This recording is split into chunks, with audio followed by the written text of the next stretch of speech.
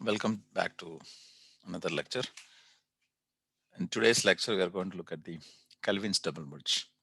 In the previous lecture, we have mentioned about the Wheatstone bridge, and Wheatstone bridge is a DC bridge which is used to measurement of medium resistances, resistance up to somewhere around 100 kilo below, 100 kilo ohm and below.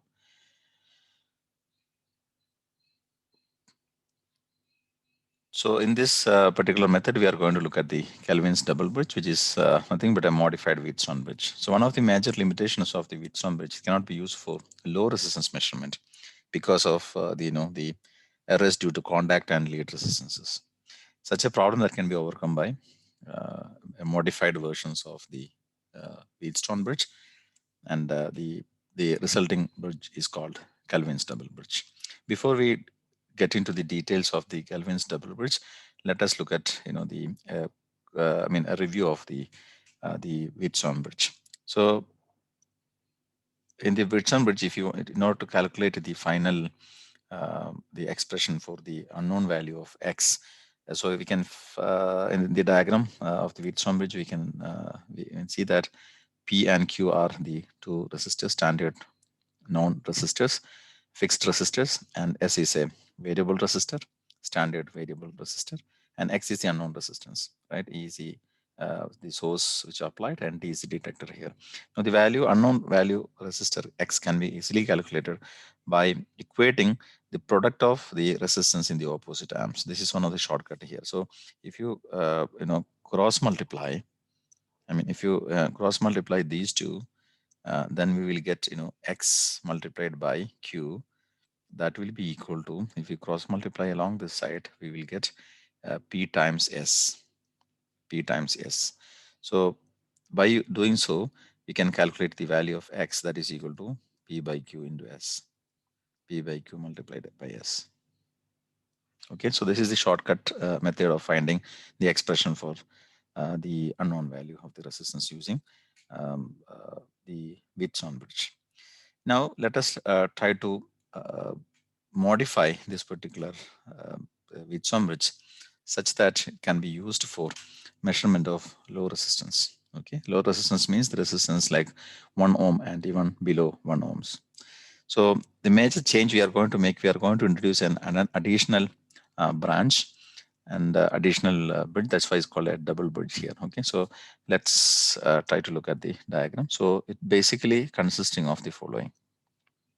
So we have an outer arm as usual we have discussed in the previous diagram. I mean the Wheatstone bridge circuit. Then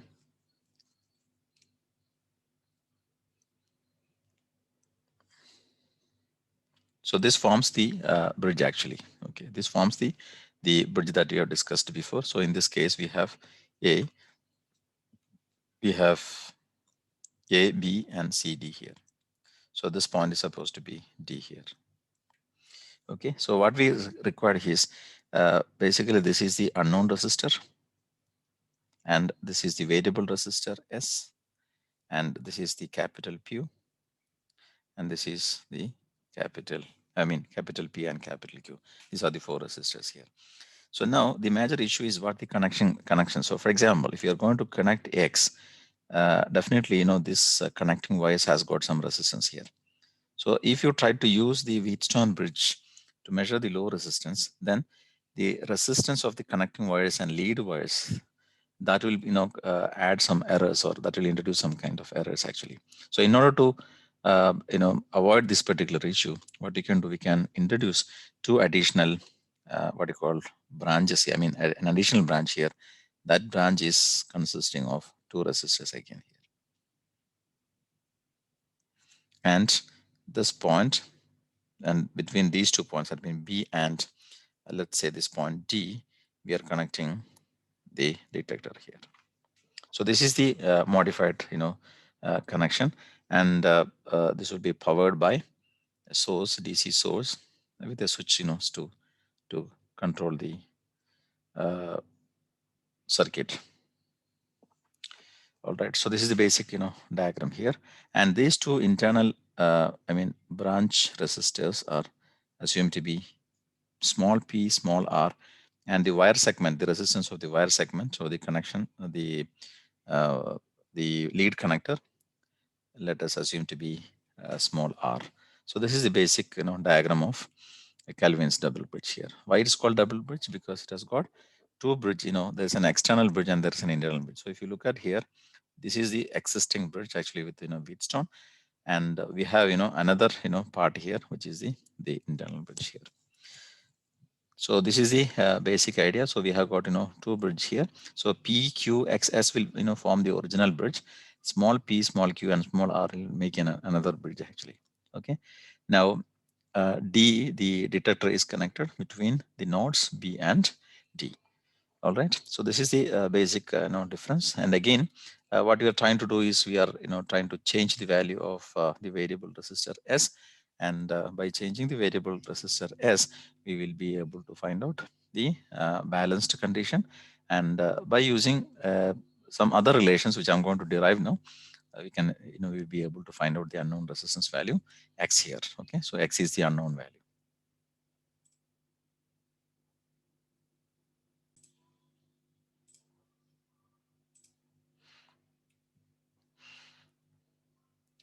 Okay, so in order to explain, I mean, to do the circuit analysis, let us consider, some, notations for the currents as well in the circuit here. So there are, many branches are there. So let us assume some directions, notations for the current as well. So let us assume that this is incoming current, which is I, and that I is going to be divided into two sections.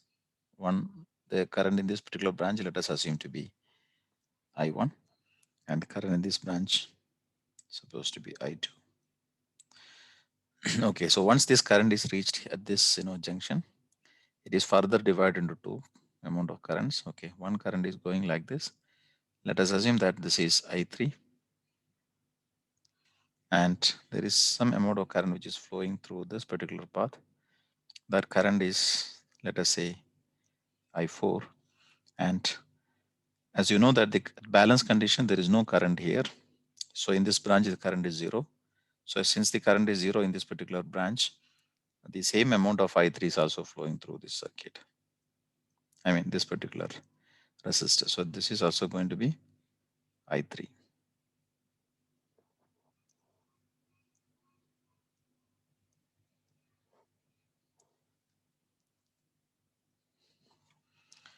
Okay, now I4 and I3 combines together, and that will form I2, and the same amount of I1 which is flowing like this. And since the current through this particular branch is 0, so this current is also going to be I1, and I1 and I2 combines together, and we'll get the current I here.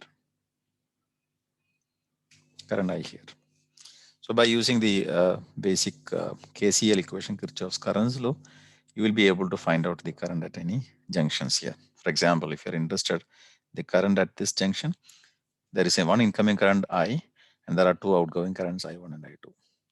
If you look at this particular node, we have I2 is the incoming current, which is divided into I4 and I3. If you look at this particular node, the incoming currents are I3 and I4, and that is going to be I2. And if you look at this particular point, the incoming current is I1 and I2, the outgoing current is I. Right? This way we can, simplify. We can give some kind of labels, for the different currents here. All right.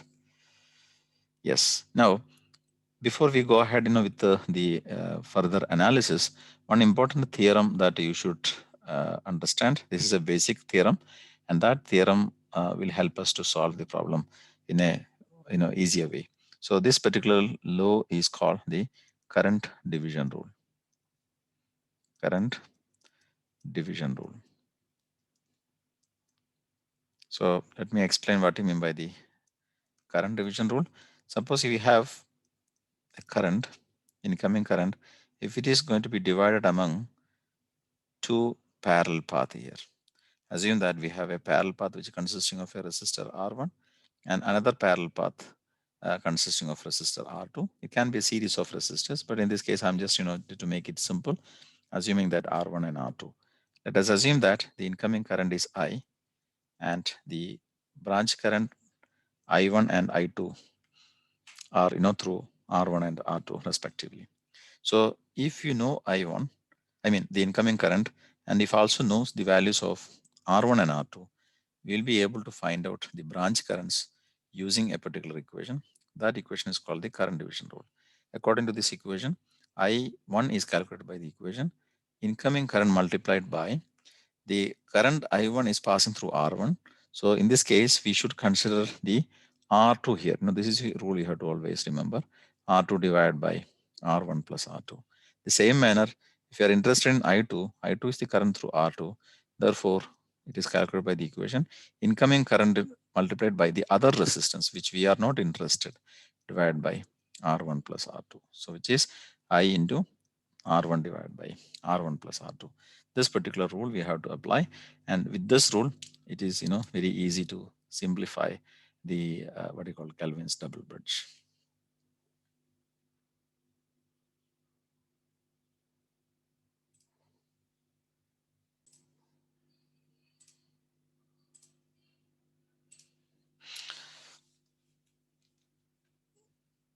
Okay, now, so here one important point. One important issue or one important point of discussion is here. This particular network. It's like a basically it's a kind of delta network. So this part will make the analysis much more complex actually. So we have to look at this particular part alone.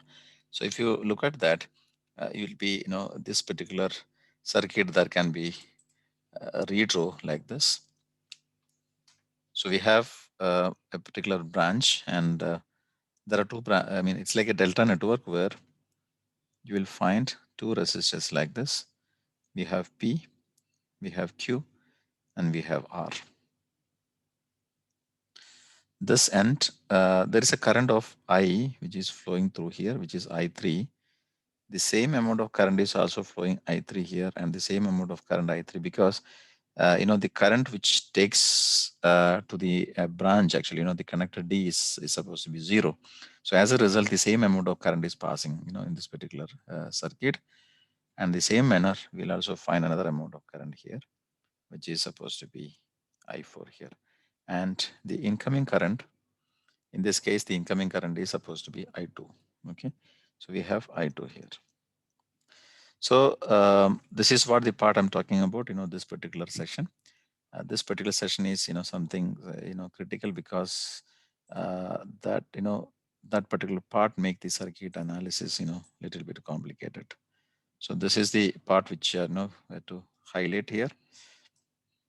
Okay, so what we found that the circuit will be something like this here. So what we can do, we can try to calculate what will be the I3, because that is we have to calculate in terms of I2. So what is I3 in this case? So we can calculate I3. I3 is equal to I2 multiplied by, if you apply the current division rule, this resistor is R. So we are interested in the current through this particular branch, I3. So we are interested in, we are going to consider the other resistor, which is R, divided by sum of the total resistors, which is P plus Q plus R. Remember, in this particular equation, in this particular path, we have two resistors are there. So we have to count these two resistors. And in this path, we have only one resistor here. So the resistor which we are not interested is R. So that is R divided by sum of the all resistors in the circuit, which is on the network, that is P plus Q plus R. So we'll get the value of the I3 from this particular equation. Let us just note down this equation is like equation number 1. All right. So then let us go back, and we will try to find the KVL equation for this particular circuit here.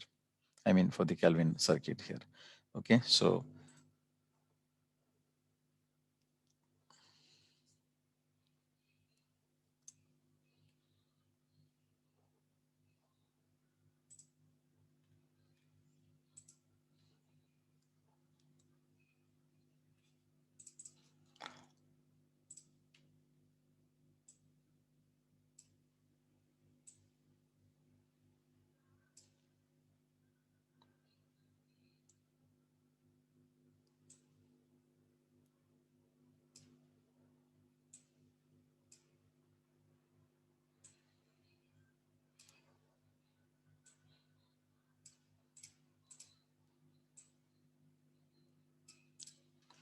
We'll try to apply, the KVL equation for the different loops. So let's try to find out first the potential at VB.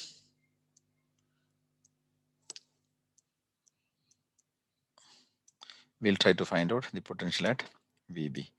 So we have to calculate the potential at VB. So we can find this equation, with reference to what you call across AB.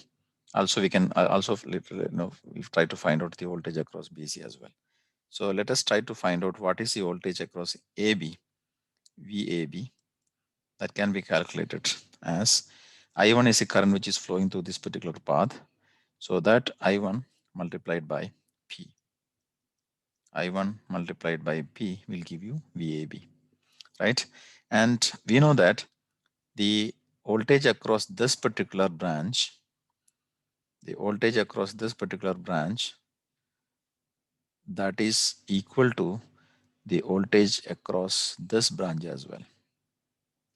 So because the reason is that the detector is connected here, and this detector is connected between B and D, which means that when the bridge is balanced, the potential at B and the potential at D is supposed to be the same, which means that the potential across the resistor P, that is equal to the resistance across X and small p respectively. So I can say that VAB is equal to this VAB, and that is also equal to, we can say that it is equal to I2 multiplied by X.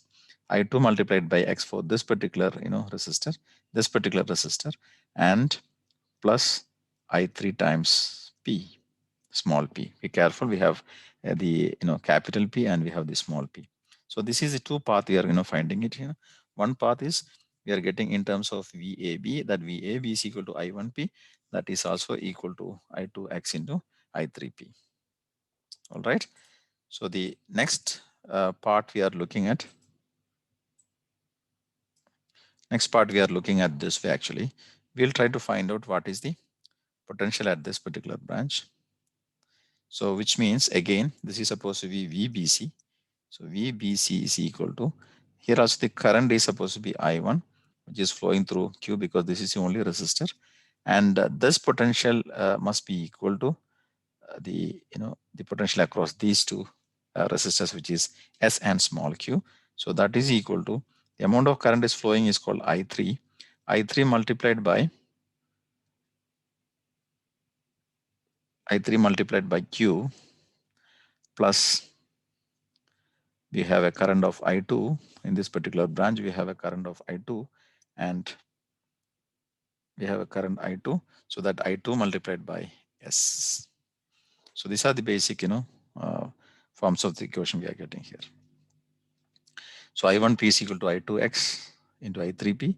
I1Q is equal to I3Q plus I2 into S actually. Okay, these are the four different, what do you call the equations we are getting from the both edges actually. I mean the left side as well as the right side here. Now if you try to divide, so let us assume that this is equation number 2 and this is equation number 3.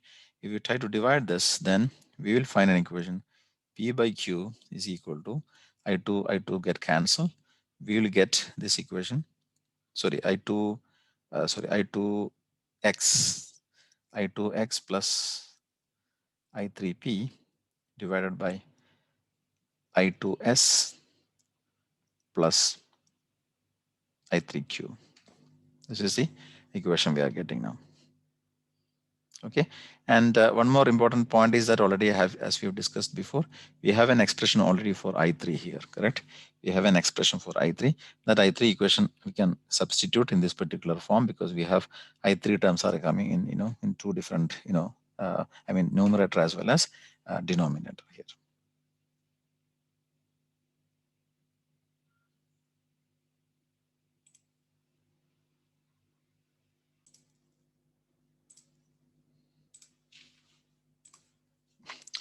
Okay, so P by Q is equal to I2 into X plus I3P divided by I2S plus I3Q. Now we try to cross multiply and make the just rearrange the obtain results. So we'll find it P by Q. We'll obtain something like this plus I3Q, that is equal to I2X plus I3P. Okay. Now we know that we have already found an equation for I3 from the previous, current division rule. We already, derive an equation. I2 is equal to I3 is equal to I2 into R divided by P plus Q plus R. If you're going to substitute this particular value I3 in this particular equation, we will find the equation P by Q into I2S plus this is going to be I2 times R divided by P plus Q plus R.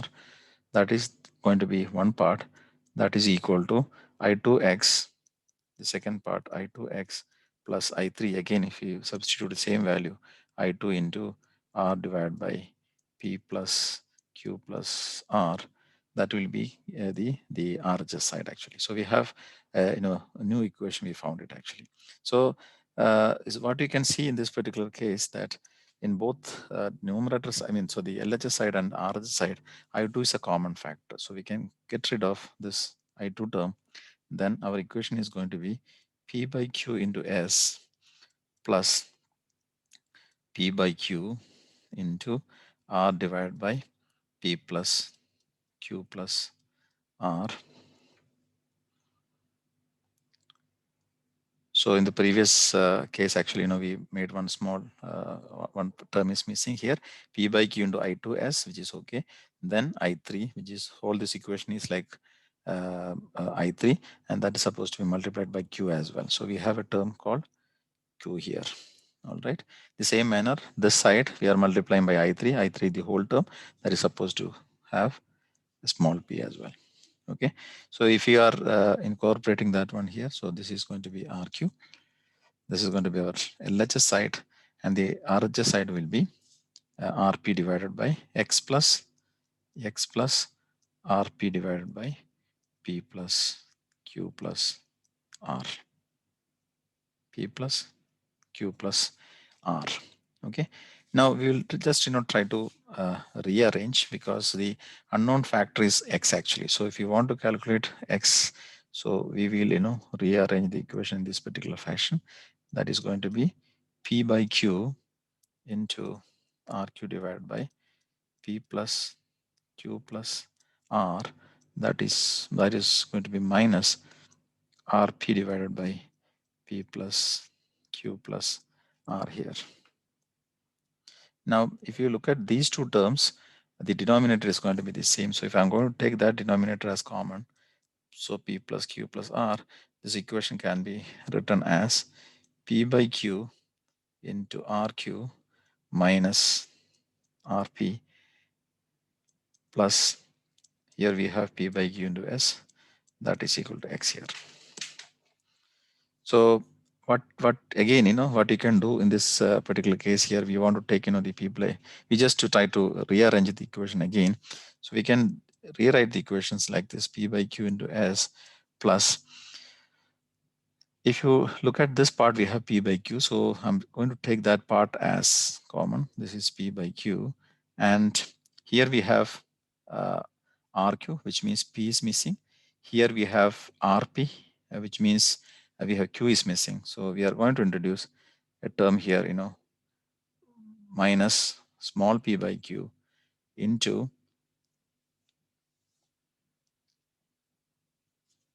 the whole term is going to be divided by P plus Q plus R. So the first term, if you multiply, we should get RQ. So if you want to get RQ, if you the first term, for example, P by Q, we must get an RQ term there.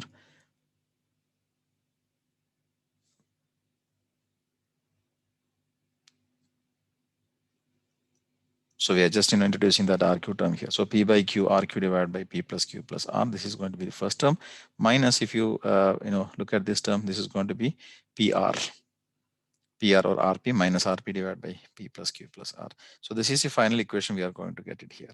So what you can see, the final expression is P by Q into S, which is exactly the same as the Wheatstone bridge result actually. Okay, this is what the Wheatstone bridge, the output equation, no, Wheatstone bridge.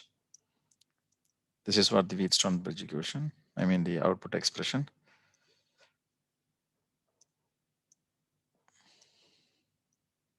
And this is an additional part actually. This is the additional part. Okay. And this additional part basically contains two sections actually, P by Q and small p by Q.